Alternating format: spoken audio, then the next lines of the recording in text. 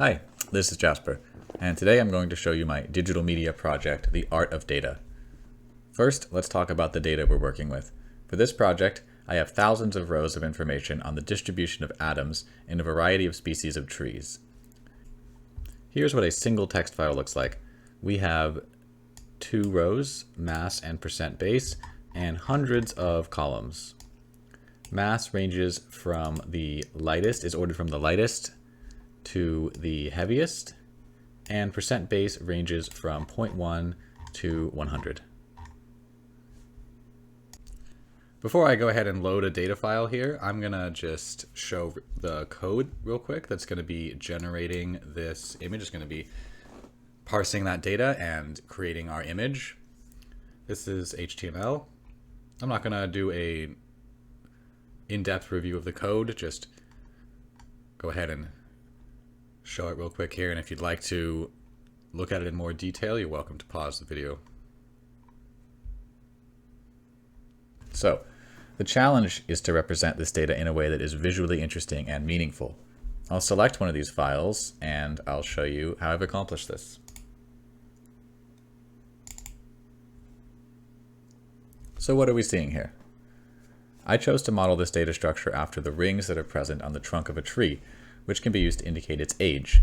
The data points are placed along these rings, orbiting around a central point. This is the structure of an atom, electrons orbiting a nucleus. The data is presented in a way that mimics the organic structure of what it represents, creating a meaningful connection between the data and our world. But how exactly is this data being sorted? I've broken the data up into 2 parts. Half of the points are placed along the rings, and the remaining half are placed in the center, or nucleus. There are 2 attributes here, mass and percent base.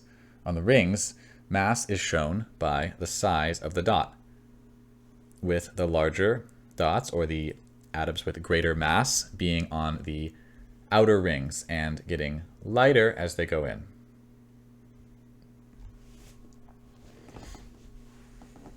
The higher the value of the percent base data point, the more opaque the dot is. Every tree has one percent base data point that is 100, or fully opaque. What about the nucleus? Here, the data is a spiral of dots, each with a random color. The dots are ordered in the same way as the rings, with points representing atoms with greater mass being larger and further from the center. And the percent base value is again represented by the opacity of the dot. Let's load a few more files and just check out what other interesting images we are able to generate with this data. We'll note that in some data sets there are more points than others, and we have certain images like this where we see lots of data and mini rings, much overlapping points in the center,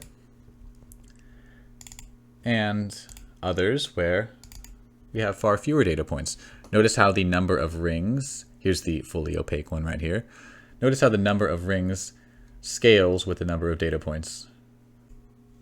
Visualizing data is a wonderful way to get people interested in information, and with so much data being collected and stored in the digital age, we have a near endless supply of possibilities.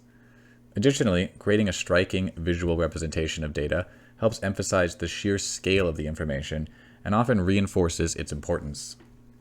I believe that art created in this way is incredibly beautiful.